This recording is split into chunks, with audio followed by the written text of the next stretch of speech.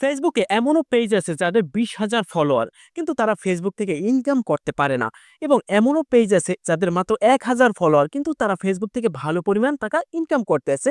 কিন্তু আমরা ফেসবুকে কিছু ভুল করি, এই জন্য আমাদের ভিডিওতে ভিউ হয় না, এবং পরবর্তীতে ভিউ হলেও আমাদের ফেসবুক থেকে মনিটাইজেশন পাই না, আমরা ইনকাম করতে পারি না। তো আজকের ভিডিওতে এমনই আমি 5টা ভুল নিয়ে আলোচনা করব, যেটা আমরা সচরাচর করে থাকি।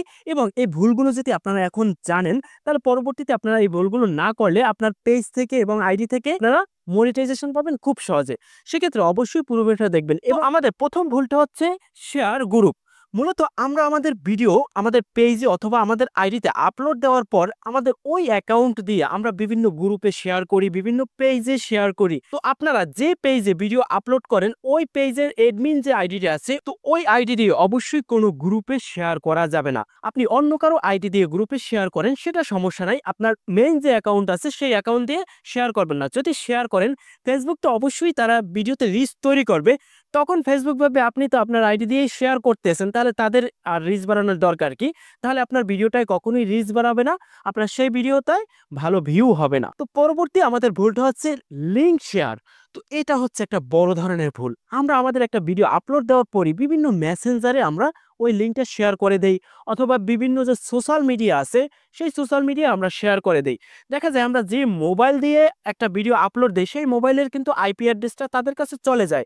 সেই ডিভাইস দিয়েই আমরা সেই অ্যাকাউন্টে দিয়েই বিভিন্ন সোশ্যাল মিডিয়া আমরা ওই ভিডিওটা যদি শেয়ার করি, তাহলে ওই ভিডিওটা আর ভিউ হবে না, এবং পরবর্তীতে কিন্তু এই বিষয় নিয়ে অনেক সমস্যা হবে এবং আপনি মনিটাইজেশনও পাবেন না। সেক্ষেত্রে অবশ্যই আপনারা ভিডিও আপলোড দেওয়ার পর সেই ভিডিওর লিঙ্ক কখনো কোনো সোশ্যাল মিডিয়ায় ওই ডিভাইস দিয়ে শেয়ার করবেন না। অন্য কোনো ডিভাইস, অন্য কোনো আইডির মাধ্যমে শেয়ার করেন, সেটা কোনো প্রবলেম নাই। তো পরবর্তী ভুলটা হচ্ছে আমাদের ট্যাগ। তো আমরা যদি আমাদের প্রোফাইলে কোনো ছবি ভিডিও আপলোড দেই, দেখা যায় আমরা কিন্তু ট্যাগ করে ফেলি অনেক লোককে।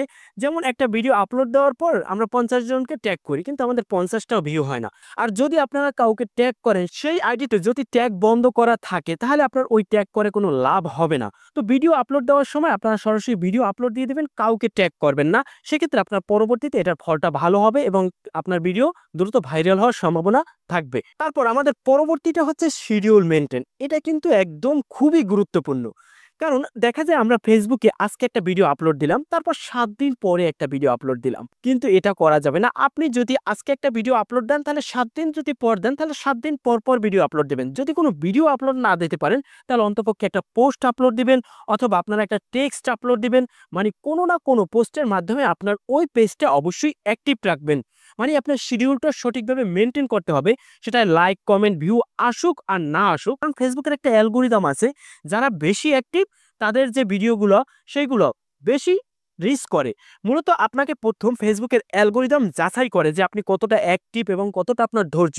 যদি আপনার ধৈর্যটা পারফেক্ট হয় এবং আপনি যদি পরিশ্রমী হন, তাহলে আপনার সেই ভিডিওটা ভাইরাল করবে এবং সেই ভিডিও থেকে ইনকাম হবে। যেহেতু আপনি এখান থেকে পরিশ্রম করে মনিটাইজেশন পাবেন, সেক্ষেত্রে কিন্তু আপনি এখানের হালটা ছাড়বেন না, মানে সোশ্যাল মিডিয়া থেকে চলে যাবেন না। আপনি যতটা অ্যাক্টিভ থাকবেন ততটা আপনার ভিডিও ভাইরাল হবে, এবং যতটা শিডিউল মেনটেন করবেন ততটাই ভিডিও ভাইরাল করবে।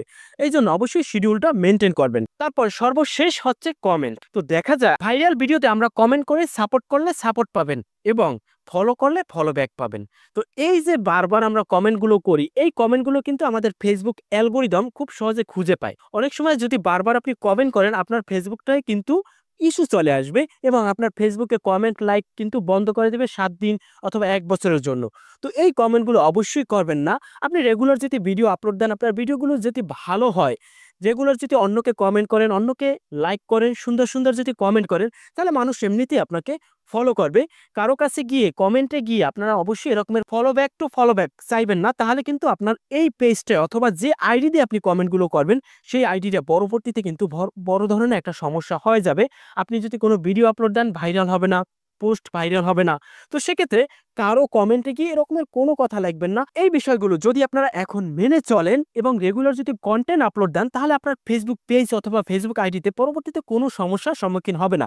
দেখা যাবে সর্বনিম্ন একটা ফলোয়ারে আপনার যে পেজটায় কন্টেন্ট মনিটাইজেশন আপনাকে ইনভাইট করে দিয়ে দেবে। কারণ ফেসবুক রিয়েল কন্টেন্ট ক্রিয়েটর যারা আছে, তাদের খুঁজে খুঁজে বর্তমানে মনিটাইজেশন দেয়।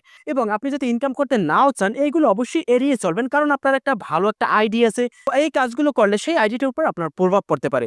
তো আজকে ভিডিওটা এই পর্যন্ত। এই বিষয়ে যদি আপনাদের কোনো প্রশ্ন থাকে অবশ্যই আমাকে কমেন্ট সেকশনে জানাতে পারেন, এবং সরাসরি আমাদের সাথে যোগাযোগ করতে চাইলে আমাদের ফেসবুক পেজে মেসেজ দিতে পারেন, এবং অবশ্যই আমাদের ফেসবুক পেজটা ফলো করে আমাদের সাথে থাকবেন।